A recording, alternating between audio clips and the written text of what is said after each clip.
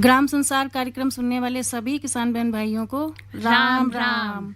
इस कार्यक्रम के प्रायोजक हैं इंडियन पोटाश लिमिटेड।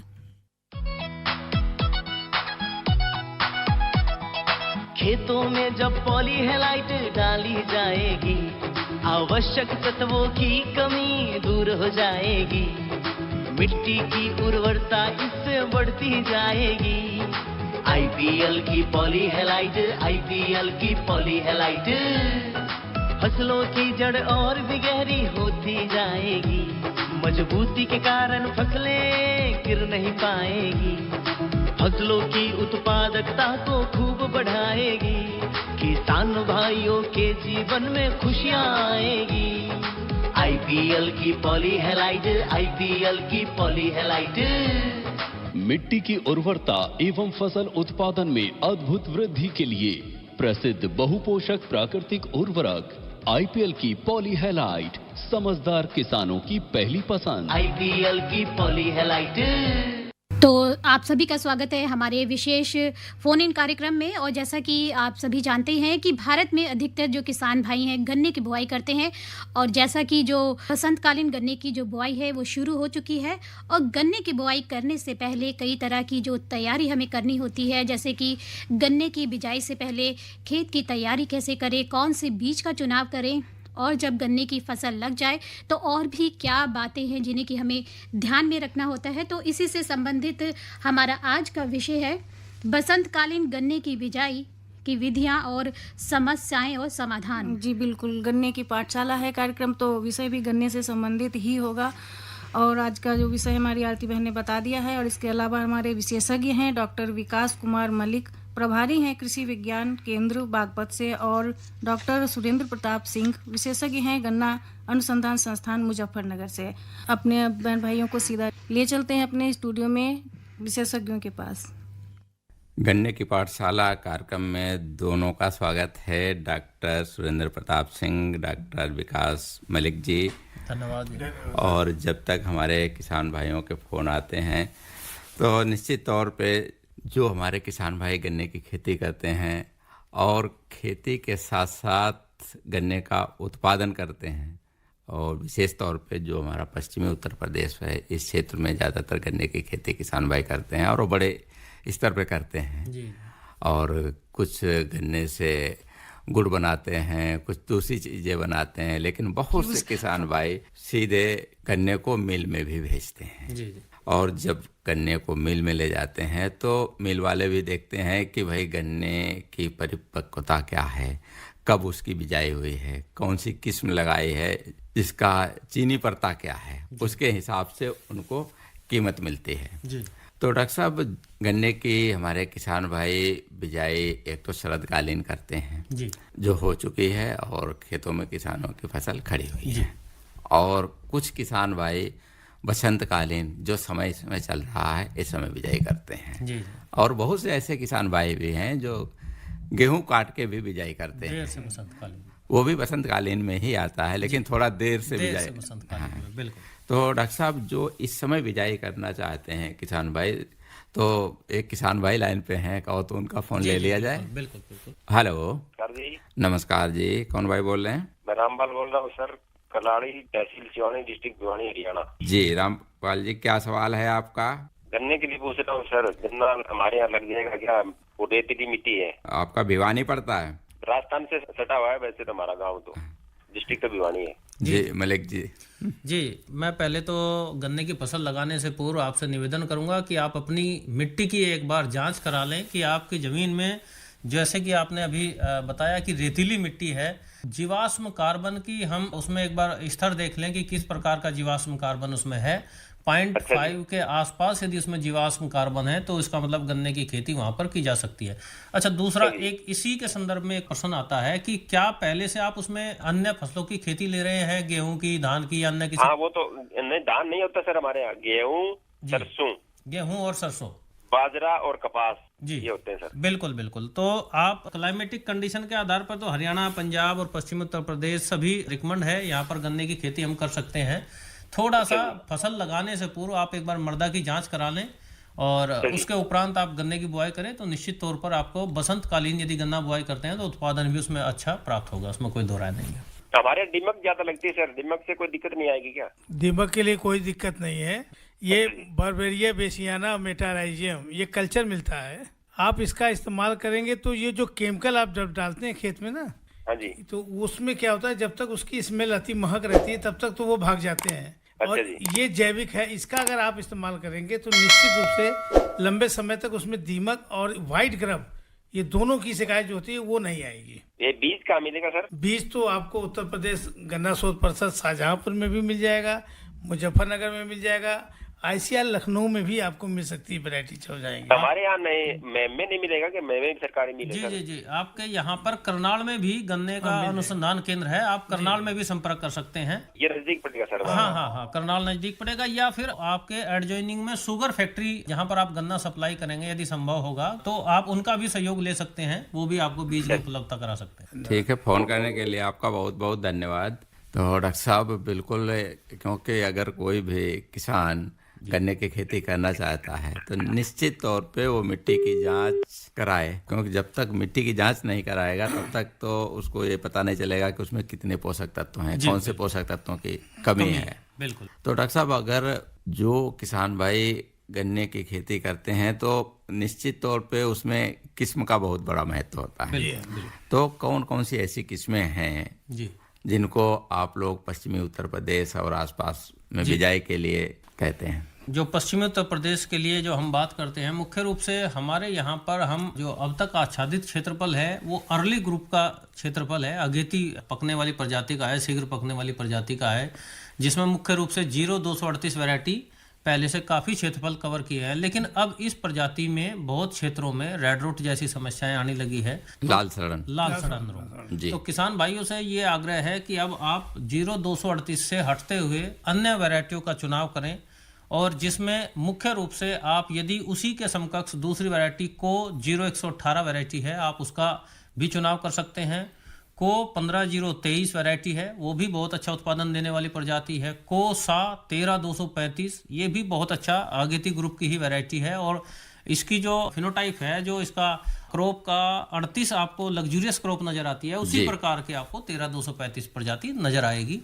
और इसी के साथ साथ आपको लख 14201 और को सा 17231 ये सभी प्रजातियां ऐसी है जो हमारे यहाँ के लिए अनुकूल है, बशर्ते किसान को अपनी क्लाइमेटिक कंडीशन और अपनी सोयल के आधार पर उसका चुनाव करना है। एक छोटा सा इसमें क्लू ये आता है, मैं किसान भाइयों से आग्रह करूंगा, जब भी आप नई प्रजाति को लगाएं प्रयास करें 2-3 प्रजातियां लें, किसी भी एक सिंगल प्रजाति पर आप ना जाएं। आप 0238 का रिप्लेसमेंट चाहते हैं तो उसके साथ आप जब भी नई प्रजाति में जाए 118, 15023, 13235 ऐसे अपने खेतों में 3-4 प्रजातियों का छोटा छोटा आधा बीघा या उससे भी कम 4-4 कूंड आप उसके लगा के अध्ययन कर लें कि आपके खेत के लिए सबसे सुटेबल वैरायटी परफॉर्म कौन सी सबसे अच्छी कर रही है, उसी का ही क्षेत्रफल आप भविष्य में बढ़ाने का प्रयास करें। जी डॉक्टर साहब, बात आपसे और भी करेंगे। एक किसान भाई का फोन लेते हैं। हेलो जी, नमस्कार। नमस्कार जी, मैं लखनऊ से राजा बात कर रहा हूँ जी। हमारा सवाल ये है जी, गन्ने की खेती हमारे उत्तर प्रदेश में बहुत होती है, खास करके हमारे सीतापुर जिले में, लखीमपुर खीरी जिले में बहुत होती है जी। तो हमारा सवाल ये है, जैसे गन्ने की अच्छी पैदावारी करने के लिए हमको खेत को शुरुआत में किस तरह से तैयारी करनी चाहिए ताकि गन्ने की पैदावारी, क्योंकि एक साल में जब तैयार होता है तो इसके हमको ज्यादा मुनाफा रहे, ज्यादा हमारी फसल अच्छी रहे, तो किस तरह खेतों की तैयारी के बारे में जरा प्रकाश डलवाएं। जी डॉक्टर साहब, आप बता रहे थे किस्मों की बात, और खेत की तैयारी हमारे किसान भाई किस तरीके से कर सकते हैं? देखिए, खेत की तैयारी तो मलिक जी आपको बता ही रहे हैं जी। आपको साथ में कि जो प्रजाति की बुआई करें जी, सबसे पहला काम 2 आंख के टुकड़े करें, और किसी भी फंजीसाइड से, चाहे वो कार्बेंडाजिम हो चाहे थायोफिनेट हो, उसमें आप 10 मिनट डिप करने के बाद ही बोएं। ये तो डॉक्टर साहब बिजाई की बात हो गई। तो डॉक्टर साहब, जैसे खेत की तैयारी का देखो, खेत तैयारी, गन्ने की जो रूट सिस्टम है वो डेप्थ में, गहराई में जाने वाला है, तो इसलिए मैं सबसे पहले आपसे आग्रह करूंगा कि आप अपने खेतों में यदि संभव हो चिजलर या एमबी प्लाव से खेत की डेप्थ तक, गहराई तक जुताई करें, ताकि हम नीचे की मिट्टी को भी भुरभुरी बना सकें और उसमें जितने हमारे पोषक तत्व है उनका हम दायरा बढ़ा सकें। क्योंकि गन्ने में यदि उत्पादकता हमें बेहद अच्छी लेनी है तो हम उसे डेप्थ तक अपनी जमीन को तैयार कर लेंगे, क्योंकि गहरी जुताई जितनी गहरी जुताई करेंगे उतना ही अच्छा रिजल्ट हमारे गन्ने की फसल में मिलेगा।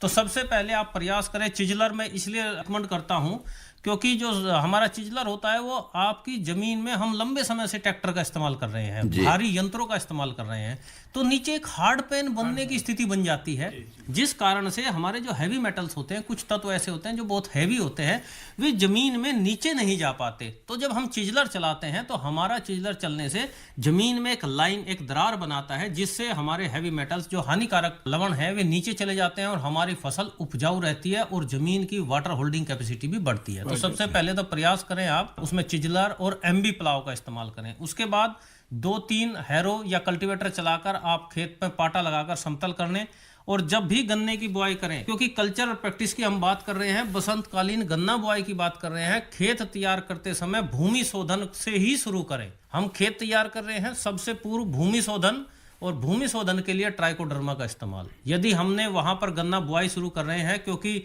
आप लखनऊ क्षेत्र से बिलोंग करते हैं, वहां की स्थिति ऐसी है कि वहां पर रेड रोट का काफी क्षेत्र वहां पर पाया जाता है, तो ऐसी दशा में यदि हम ट्राइकोडर्मा का इस्तेमाल करेंगे तो निश्चित तौर पर हम प्रारंभिक अवस्था से ही अपने गन्ने को बचा के रख पाएंगे। क्योंकि रेड रोट, लाल सड़न रोग जो है, ये ऐसी बीमारी है जो आने के बाद इसको नियंत्रित करना बड़ा मुश्किल होता है।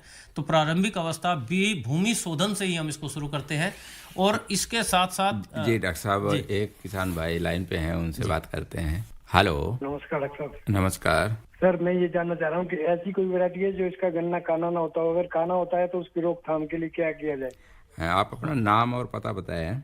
मेरा नाम ऋषिपाल चौहान जी, डिस्ट्रिक्ट सोनीपत, हरियाणा। वैरायटी की बात करें हम ऋषिपाल जी, मेरा मानना है 100% कीट के प्रति सहनशील प्रजातियां मिलना मुश्किल है, क्योंकि 100% उसमें ऐसा संभव नहीं होगा कि कीट का प्रकोप ना हो। हमें थोड़ा सा कीट को मैनेज करना है, और कीट में भी सबसे पहले महत्वपूर्ण बात यह आती है कि कौन सा कीट प्रभावित कर रहा है। हम, क्योंकि गन्ने में बहुत सारे कीट लगते हैं, और जो मुख्य रूप से मैं वेस्टर्न यूपी या हरियाणा की बात करूं, यहाँ पर जो सबसे प्रभावित है वो सबसे महत्वपूर्ण कीट है टॉप बोरर, अगोला बेधक। यदि अगोला बेधक को हम मैनेज करने की बात करते हैं तो सबसे पहले उसके जीवन चक्र पर जाना पड़ेगा कि उसका जीवन चक्र हम देखें, क्योंकि हमारे ज़्यादातर किसान भाई उसकी सुंडी को पहचानते हैं, उसके एडल्ट को नहीं पहचानते। और जब तक एडल्ट को पहचान कर हम एडल्ट को मारना प्रारंभ नहीं करेंगे, तब तक सुंडी को, क्योंकि उसका जो जीवन चक्र है वो इस प्रकार से है कि सुंडी अपनी अगली स्टेज को प्यूपल स्टेज में कन्वर्ट करके, और वो वहाँ साइलेंट मोड में आ जाती है, और जब तक हमारी दवाई गन्ने में प्रवेश करती है तब तक वो अगली पीढ़ी में कन्वर्ट हो जाती है, और हमारी दवाई का जो वेटेबल पीरियड है वो कम रहता है, 25 दिन 1 महीना, तब तक वो अगली पीढ़ी का आने का समय हो जाता है। तो इसलिए उस समय केमिकल कम होना शुरू हो जाता है। और आप पहले कीट का पहचान कर लें किस प्रकार की उसमें समस्याएं हैं। ये पूछे कौन सी वैरायटी बोल रहे हैं? अभी वर्तमान में आप कौन सी प्रजाति का प्रयोग कर रहे हैं? 38 वैरायटी जी। आप प्रयास करें 38 के अलावा अन्य विकल्प पर चलें, जो भी आपके पास उपलब्ध हो, चाहे 13-235 हो, चाहे 15-023 हो, चाहे 14-201 हो, 17-231 हो, इवन इसकी तुलना में 118 भी आपके यहाँ पर देखेंगे कि उसमें भी कीट बीमारियों का प्रकोप कम मिले। तो डॉक्टर साहब, हम बात कर रहे थे जो बिजाई में मृदा उपचार की जी। तो मृदा उपचार के लिए तो आपने जिस तरीके से बताया कि एक तो खेत की पहली तैयारी हो गई, तो खेत में डॉक्टर साहब इस समय जब खेत की तैयारी करते हैं तो उसमें जो गोबर की खाद है, ये सारी चीज़ें ये पहले मिला देते हैं जी। तो इसकी मात्रा क्या रहती है और क्या तरीका रहता है मिलाने का? जी, बहुत अच्छा आपका प्रश्न है, क्योंकि जो हमारे किसान भाई इस्तेमाल कर रहे हैं, मैं उनसे पहले निवेदन करूंगा कि पहला तो ये निवेदन है कि कभी भी खेत में कच्चे गोबर का इस्तेमाल ना करें, वेल डिकम्पोज गोबर ही इस्तेमाल करें, क्योंकि कच्चा गोबर दीमक का सबसे फेवरेट भोजन होता है। तो फिर हम उसका सेकेंडरी दीमक को कंट्रोल करने पर लग जाते हैं कि पहले तो हमने कच्चा गोबर इस्तेमाल किया, वो डिकम्पोज हमारे खेत में हो रहा है, फिर वहां पर दीमक का प्रकोप बढ़ जाता है। इसलिए पहला तो निवेदन है कि आप कच्चे गोबर का इस्तेमाल ना करें। दूसरा जी डॉक्टर साहब, रोकना चाहूंगा बीच में, एक हमारे किसान भाई लाइन पे हैं। हेलो, मेरा नाम जयपाल सिंह, ग्राम घसौती, तहसील रामपुर, मनिहारान, जिला सहारनपुर, यूपी जी। जी जयपाल जी, क्या सवाल है आपका? जी, ये बसंतकालीन गन्ने की बिजाई हम कब तक कर सकें? खेत में सरसों खड़ी जी, और उसके क्या बसंतकालीन की कितनी चौड़ाई रखनी चाहिए बोते टाइम और क्या क्या सावधानी है? बहुत बढ़िया प्रश्न आपने पूछा है राजपाल जी। फार्मर्स की भाषा में बात करूं, यही पॉइंट होना चाहिए कि कितनी दूरी पर हम गन्ने की बुआई करें, कब तक बुआई करें। सरसों पर निर्भर करेगा, आपकी सरसों पीली सरसों है या काली सरसों है? काली सरसों है तो संभावित ये है कि लगभग अभी 15 से 20 दिन का समय और लेगी वो पकने का जी। और पकने का समय 15 से 20 दिन का है, तो इसका मतलब है आपको अभी उसके लिए 20 दिन भी बाद आप बुआई करेंगे तो बसंतकालीन के लिए उपयुक्त समय है। आप पूरा मार्च, इवन फरवरी अभी हमारी चल रही है, मध्य मार्च 20 मार्च तक भी आप बसंतकालीन गन्ने की बुआई करेंगे, उसका उत्पादन बेहद अच्छा मिलेगा। दूरी सबसे महत्वपूर्ण है। यदि हम दूरी की बात करें तो बसंतकालीन गन्ना बुआई के लिए 2 कूंड के बीच की दूरी मिनिमम 4 फीट होनी चाहिए। यदि हम उससे नीचे जाते हैं, 3 फीट जाते हैं, जो हम वेस्टर्न यूपी में कॉमनली प्रैक्टिस देखते हैं, वो 28 इंच पर है, 2.25 फीट पर। तो 2.25 फीट पर यदि हम जाते हैं तो 2.25 फीट पर जाने के बाद हमारा गन्ना बसंतकालीन में बोने के बाद पतला हो जाता है। लंबा करने की टेक्निक हमारे किसान भाई जानते हैं, उसको लंबा कर सकते हैं, लेकिन मोटा नहीं कर सकते जब तक हम 2 कूंड के बीच की दूरी को ना बढ़ा दें। तो इसलिए प्रयास करें आप बसंतकालीन गन्ना बुआई के लिए 2 कूंड के बीच की दूरी को 4 फीट रखने का प्रयास दूरी रखें। फ़ोन करने के लिए आपका बहुत बहुत धन्यवाद। तो डॉक्टर साहब आप बता रहे थे कि उसमें जो दीमक जी, तो यदि हम कच्चा गोबर इस्तेमाल कर देते हैं तो उसमें दीमक का प्रकोप लगने की संभावना बनी रहती है। तो हम प्रयास करें कि अब कच्चा गोबर इस्तेमाल ना करके, चाहे हम गोबर का कंपोस्ट इस्तेमाल करें, नैडअप कंपोस्ट इस्तेमाल करें, वर्मी कंपोस्ट इस्तेमाल करें, हमेशा प्रयास करें। आज का जो समय की डिमांड है, क्योंकि सबके पास, सभी किसान के पास पशुओं की संख्या कम हो गई है, गोबर की उपलब्धता कम है, कंपोस्ट की उपलब्धता कम है, तो उसको हमेशा कल्चर बना के ही इस्तेमाल करें। आप उसे ट्राइकोडर्मा के साथ मिक्स करके और आप उसको आखिरी जुताई के समय खेत में लगाएं तो सबसे अच्छे रिजल्ट आपको मिलेंगे उसको। क्योंकि बगैर कल्चर के यदि हम इस्तेमाल करते हैं वो उपजाऊ क्षमता बढ़ाता है, लेकिन आज का जो सिनेरियो है, क्योंकि हमें रेड रोट को भी अपने इसके साथ सम्मिलित करके चलना है कि हमें उसको भी रोकने का पहले स्तर से ही प्रयास करना है। जी डॉक्टर SP सिंह जी, आपसे जानना चाहूँगा कि जैसे खेत की तैयारी कर ली है और उसके बाद किसान भाई मृदा उपचार करना है, वो किस तरीके से कर सकते हैं? और बिजाई से पहले बीज उपचार जी जी वो महत्वपूर्ण है, किस तरीके से उसको? मिट्टी के उपचार की बात कर रहे थे मलिक जी, ट्राइकोडर्मा की जी। तो ट्राइकोडर्मा तो जरूरी है 10 kg प्रति हेक्टेयर की दर से, लेकिन उसके साथ सड़ी गोबर हो या मैली हो, अदरवाइज मिट्टी मिला के खेत में अंतिम जुताई के समय बिखेर दें जी। और दूसरी बात जो आपने कहा है सीड का उपचार, बीज का उपचार। अब उसके लिए आपको करना क्या है जी? 1 आंख के टुकड़े चाहे 2 आंख के टुकड़े आप लीजिए और किसी भी फंजीसाइड में, चाहे वो कार्बेंडाजिम हो, चाहे वो आपका थायोफिनेट मिथाइल हो, उसमें कम से कम 10 से 15 मिनट अगर आप डालते हैं तो ज़्यादा अच्छा रहेगा, रोग आने की उम्मीद कम रहेगी। जी, आपसे इस पे और बात करेंगे। किसान भाई का फोन लेते हैं। हेलो, मैं गोपाल बात कर रहा हूँ गाजियाबाद से। जी गोपाल जी, क्या सवाल है आपका? ये जानना चाहते हैं जी कि जो गन्ने की फसल में जी रोग लगते हैं और अगर रोग पे लग जाए तो उसका निदान कैसे होता है? डॉक्टर साहब ये जानना चाह रहे हैं कि गन्ने की फसल में कौन कौन से रोग लगते हैं आपको लगते हैं? अब देखिए, गन्ने में मुख्यतः एक तो सबसे बड़ी समस्या इसमें 238 की जो रेड राट से प्रभावित चल रही है पूरी एरिया, इसको एरिया कम करना। दूसरा है पोक्का बोइंग, तीसरा है पोक्का बोइंग एक बीमारी है जो फ्यूजेरियम से उससे का नाम काज करता है।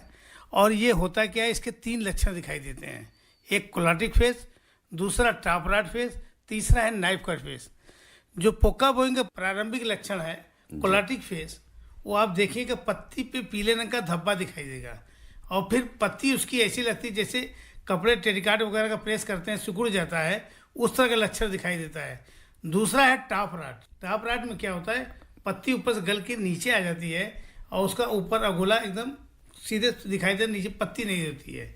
तीसरा है नाइफ कट, जो कटा हुआ आपको देखते हैं गन्ना सीधा होगा, थोड़ा सा तिरछा होकर वहाँ से ऐसा लगता है जैसे किसी ने चाकू से काट रहा है। ये सब बीमारियाँ हैं जो 238 में बहुत ज़्यादा दिखाई दे रहा है, इसलिए ख़त्म किया जा रहा है। जी, आपसे और भी बात करेंगे, लेकिन एक किसान भाई का फोन लेते हैं। हेलो हेलो, हाँ नमस्कार जी।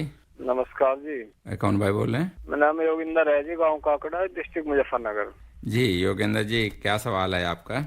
मेरा ये सवाल है जी, बसंतकालीन जो गन्ना बुआई होगी अब सरसों कटाई के बाद जी, उसमें कौन कौन से फर्टिलाइजर यूज करें और कितनी मात्रा में करें? जी डॉक्टर मलिक जी, बहुत बढ़िया प्रश्न है आपका। हमें उसमें मुख्य रूप से तीनों फर्टिलाइजर इस्तेमाल करने हैं, नाइट्रोजन, फास्फोरस, पोटास। यदि मैं साइंटिफिक स्तर पर रिकमेंडेड डोज की बात करूं, 150 kilogram nitrogen, 80 kilogram phosphorus, 8 kilogram potash प्रति हेक्टेयर रिकमेंडेड डोज है। अब मैं आपके स्तर पर आता हूं, क्योंकि आप काकड़ा से बिलोंग करते हैं, मुजफ्फरनगर डिस्ट्रिक्ट, वहां के बीघे के हिसाब पे आते हैं। एक बीघे में 13.5 से 14 किलोग्राम डीएपी, 7 से 8 किलोग्राम पोटास, और पूरी फसल में बुआई से लेकर कटाई तक लगभग 20 से 25 किलोग्राम यूरिया अधिकतम डोज है यूरिया की। बाकी डीएपी की और पोटास की जो बुआई के समय आप दोनों का इस्तेमाल करें। और निवेदन ये है, क्योंकि वेस्टर्न यूपी को मैं खूब अच्छे से देख रहा हूँ, बहुत क्षेत्र भ्रमण किया है, हम लोग डीएपी पर आश्रित होकर बुआई करते हैं, जिसमें मात्र नाइट्रोजन और फास्फोरस है, पोटास बिल्कुल नहीं है। इसलिए निवेदन आपसे ये है कि आप पोटास का इस्तेमाल जरूर करें। 7 से 8 किलोग्राम म्यूरेट ऑफ पोटास इस्तेमाल करें, 60% वाला। यदि वो उपलब्ध नहीं होता है या उसका मूल्य लगता है आपको थोड़ा हम महंगा पड़ रहा है, तो दूसरे विकल्प के रूप में आप 0050 इफ्को या क्रिबको का आता है 0050, जमाव के उपरांत जैसे ही फुटाव की प्रक्रिया प्रारंभ होती है, आप उसका 1 से 2 स्प्रे अवश्य करें, ताकि हम अपने खेतों में फर्टिलाइजर की पूर्ति कर सकें। इसके अतिरिक्त यदि मैं बात करूं तो पहले मृदा की जांच करा लें, उसके बाद जो भी रिकमेंडेड वहां से आपको प्राप्त होंगे उनके आधार पर आप, ये जो मैंने पहले मात्राएं बताई ये संतुलित है। इसके अलावा आपकी जमीन की क्या नीड है वो मृदा जांच के आधार पर पता लगेगा। आप प्रयास करें, मृदा जांच कराएं। यदि मृदा जांच में कहीं कोई कठिनाई आती है, तब उसके बाद आप ये रिकमेंडेड डोज का इस्तेमाल करके गन्ने की, बसंतकालीन गन्ने की बुआई कर सकते हैं। डॉक्टर साहब कहते हैं कि अगर गन्ने की आप बिजाई कर रहे हैं, उसमें कितना आप गोबर की खाद या कंपोस्ट खाद या आप वर्मी कंपोस्ट डालते हैं, तो उससे भी कुछ नाइट्रोजन, फास्फोरस और पोटास की मात्रा को कम किया जा सकता है? बिल्कुल बिल्कुल किया जा सकता है, इसमें कोई दो राय नहीं। लेकिन वो मात्राएं बहुत कम होती है, क्योंकि उसमें जो नाइट्रोजन है वो 0.5% है, जो फास्फोरस है वो 2.5% है, पोटास है 2.5% है। तो ऐसी दशा में यदि हम उनकी मीट आउट करने लगे, नाइट्रोजन रिक्वायरमेंट जो हमारे प्लांट की है वो बहुत ज्यादा होती है। बिल्कुल। इसलिए उससे हम उसकी नाइट्रोजन की रिक्वायरमेंट की पूर्ति नहीं कर सकते। और जब तक हमारे किसान भाई जुड़ते हैं, फोन करते हैं, अपनी समस्या लेके आते हैं, तब तक हम आपसे जानना चाहेंगे कि जैसे जो हमारे किसान भाई गन्ने की बिजाई करना चाह रहे हैं, तो जो बीज खरीदते हैं और बिजाई करते हैं, तो उसमें कौन सी गुणवत्ता होनी चाहिए, क्या सावधानी रखें, कहाँ से बीज लें, कौन सा अच्छा बीज है? जी जी, बहुत अच्छा आपका प्रश्न है कि बीज सबसे महत्वपूर्ण है, क्योंकि गन्ना एक वर्ष की फसल है, और यदि हमने उसमें बीज का चुनाव करते समय सावधानी नहीं बरती तो किसान को वास्तविक रूप से 6 महीने का नहीं, गेहूं धान में 6 महीने का नुकसान हो सकता है, लेकिन गन्ने की फसल में 2 साल तक का नुकसान होता है। पहला पौधा, फिर पेटी। दूसरे डॉक्टर साहब, बीज की मात्रा इतनी लगती है कि उसका वास्तव में बीज की आवश्यकता उतनी नहीं है, लेकिन किसान भाई अपने रिस्क को कम करने के लिए बीज की मात्रा बढ़ा रहे हैं। जबकि वास्तव में यदि मैं 1 फीट की दूरी पर हम लगाएं और कोंड से कोंड के बीच की दूरी 4 फीट रखें, तो मात्र 1 एकड़ है, उसमें मुश्किल से 6 से 7 क्विंटल बीज 1 एकड़ में लगता है। लेकिन किसान भाई अपने रिस्क को थोड़ा कम करने के लिए कि कहीं जमाव प्रभावित ना हो जाए, तो वो गन्ने के टुकड़ों को या तो मिला के बोते हैं या ओवरलैप उसको चढ़ा के बोते हैं, ताकि उसमें जमाव अच्छा आ जाए। जमाव के लिए सबसे महत्वपूर्ण है आप बीज का चुनाव ऐसा करें जो रोग रहित हो, जिसमें कीट का प्रकोप बिल्कुल ना हो, और आपने जिस खेत से आप बीज ले रहे हैं या तो आपका वो संस्थान प्रमाणित संस्थान हो, जैसे हमारा मुजफ्फरनगर संस्थान है, करनाल संस्थान है, शाहजहांपुर संस्थान है, ये गन्ने के लखनऊ संस्थान है, ये ऐसे संस्थान है जहां से 100% प्योरिटी के साथ आपको बीज मिलेगा। डॉक्टर साहब, दूसरी एक और सोच भी रहती है हमारे किसान भाइयों की, अगर हम ज्यादा बीज डालेंगे तो उसमें ज्यादा अंकुरण होगा, तो ज्यादा गन्ने। जी बिल्कुल बिल्कुल, उसी सोच के कारण ही तो हमारे 2 कोंड के बीच की दूरी कम की गई है किसानों द्वारा, कि उनका मानना ये है कि हम अपने कोंडों को नजदीक कर दें, ताकि हमारे खेत में जो 50 कोंड निकलते हैं उसकी जगह 55 कोंड निकलेंगे, 56 कोंड निकलेंगे, तो बीज ज्यादा डलेगा तो उत्पादन ज्यादा। जबकि ये उस समय की बात है जब हम प्रजातियों को नजदीक बोने की बात करते थे, कोंड नजदीक करने की बात करते थे, जब हमारी प्रजातियों की क्षमताएं उतनी कम थी, उत्पादन क्षमता कम थी, प्लस हमारा जो मीलेबल केन था उस गन्ने की मोटाई कम थी। अब हमारे पास जो प्रजातियां हैं ये हाइल्डिंग वेराइटीज हैं,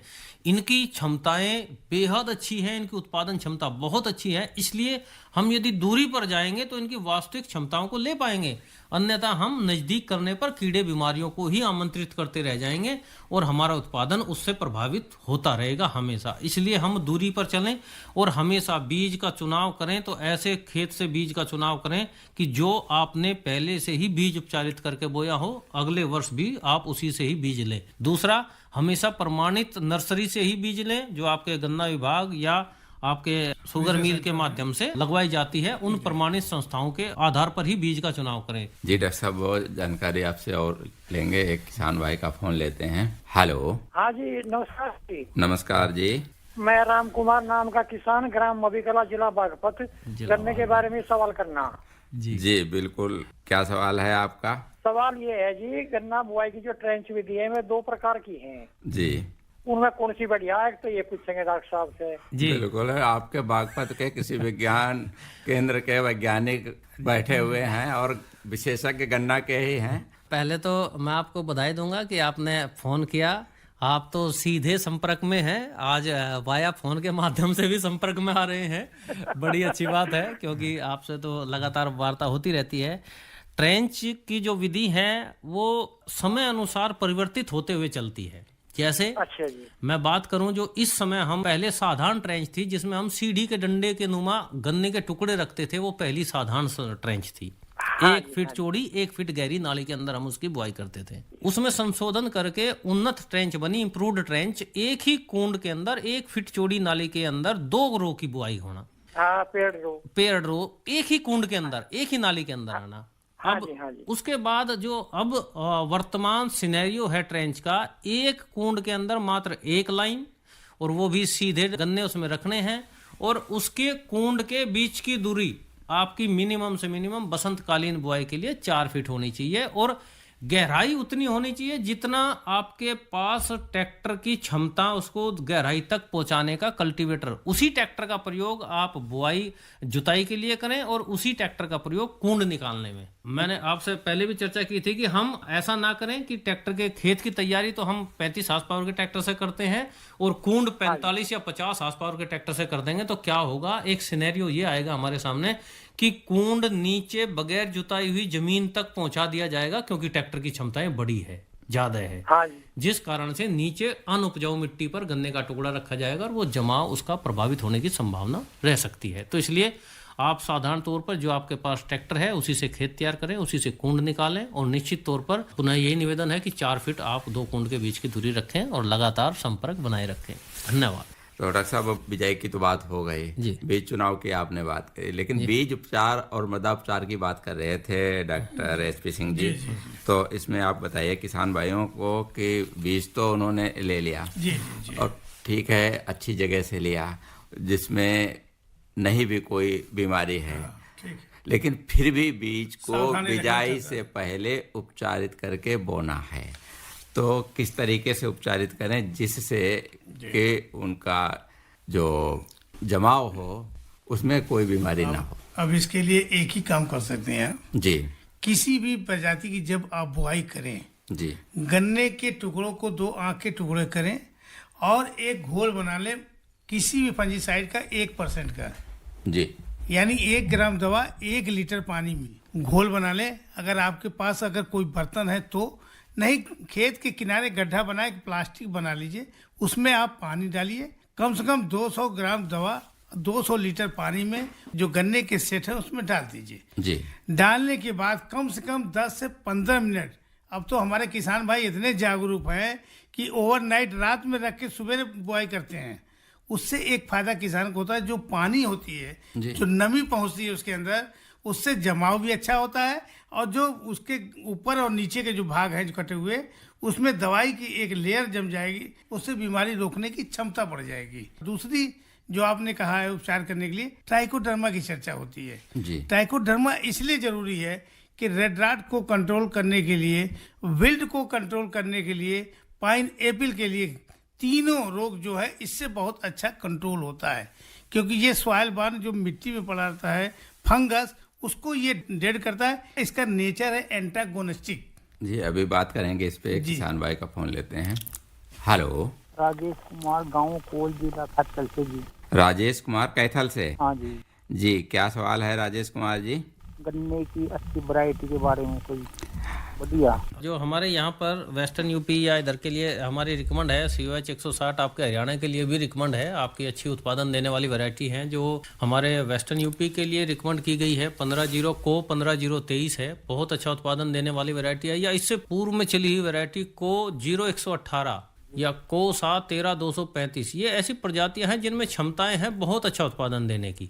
मेरा निवेदन है कि आप यदि पहली बार कर रहे हैं तो प्रयास करें 2-3 वैरायटियों का थोड़ा थोड़ा सा एरिया, जितना भी आपकी जमीन है उसका पहले एक छोटे से हिस्से में 2-3 वैरायटियों को लगाएं, ताकि थोड़ा सा एक रेस्पॉन्स ये भी आता है। हमारी जीवाश्म कार्बन के बेस पे अलग अलग वैरायटी अलग अलग परफॉर्म करती है। आपके खेत में हो सकता है कोई इन तीनों चारों में से एक कोई सी भी बेस्ट परफॉर्म कर जाए, तो आप उसका चुनाव करके फिर संपूर्ण क्षेत्रफल में उसी का प्रयोग करें। ठीक है राजेश कुमार जी, फोन करने के लिए आपका बहुत बहुत धन्यवाद। तो डॉक्टर SP सिंह जी, आप बता रहे थे ट्राइकोडर्मा के बारे में, तो इसकी कितनी मात्रा प्रयोग करें किसान भाई और कैसे प्रयोग करें? ट्राइकोडर्मा जो है 10 kg प्रति हेक्टेयर की दर से आपको खेत में डालना है अंतिम जुताई के पहले। अब उसको करना क्या है, आपको सड़ी हुई गोबर की खाद हो या आपको मैली हो, प्रेसमड हो सड़ी हुई, उसके साथ मिला के, क्योंकि आप 10 kg का पैकेट किसी किसान को दिया जाए पूरे खेत में बिखेर नहीं पाएगा, उसके लिए चाहिए कैरियर माध्यम। तो उसके लिए सड़ी गोबर मिला के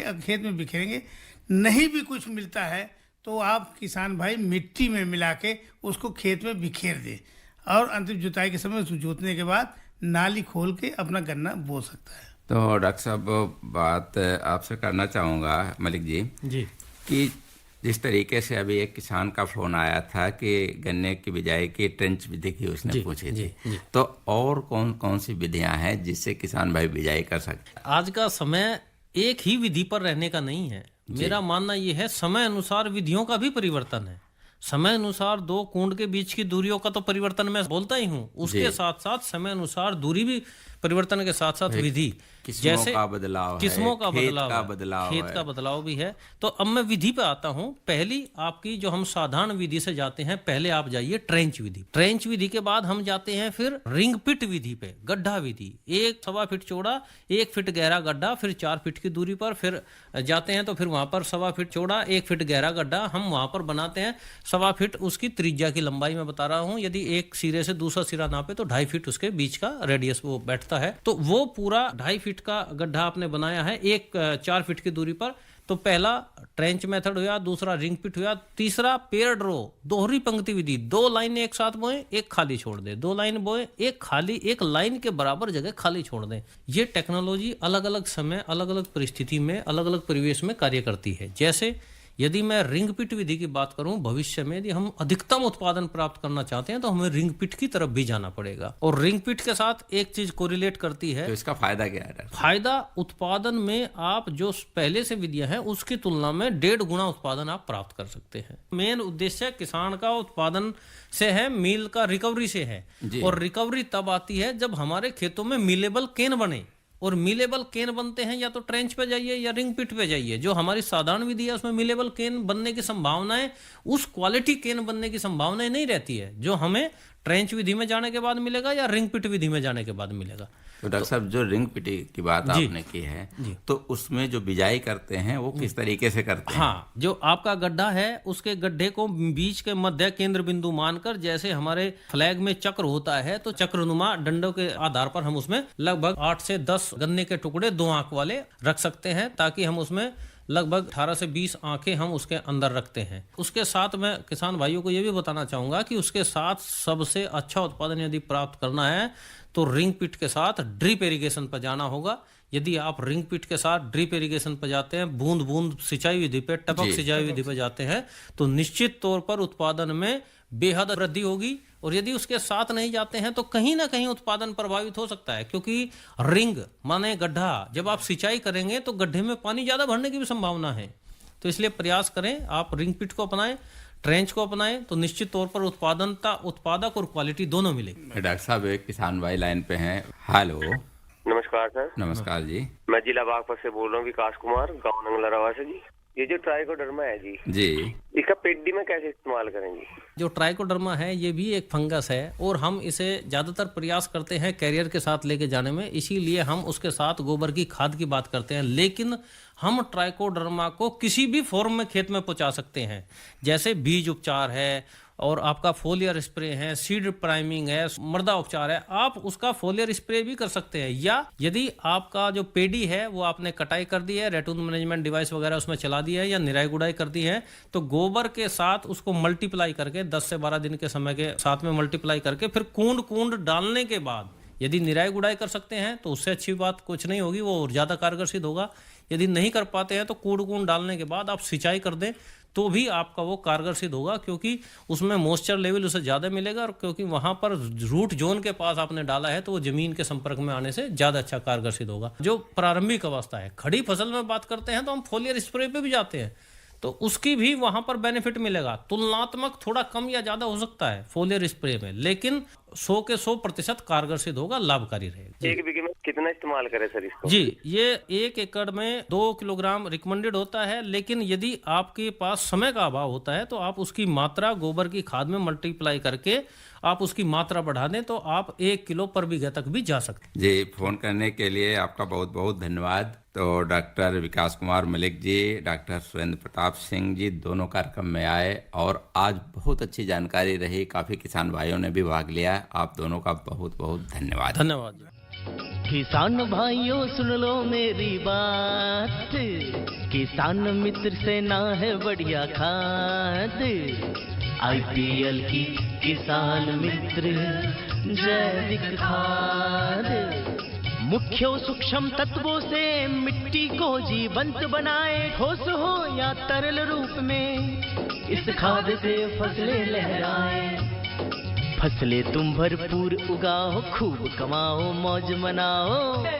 किसान भाइयों सुन लो मेरी बात, किसान मित्र से ना है बढ़िया खाद, IPL की किसान मित्र जैविक खाद। अपने खेतों में हरियाली और जीवन में खुशहाली के लिए हमेशा इस्तेमाल करें IPL की जैविक खाद किसान मित्र, जो कि उपलब्ध है रोहाना कला शुगर मिल पर। शीघ्र बुक करें। इसी के साथ हमारा आज का कार्यक्रम यही समाप्त होता है। कार्यक्रम सुनने वाले सभी बहन भाइयों को राम राम। और इस कार्यक्रम के प्रस्तुतकर्ता थे शिवनंदन लाल।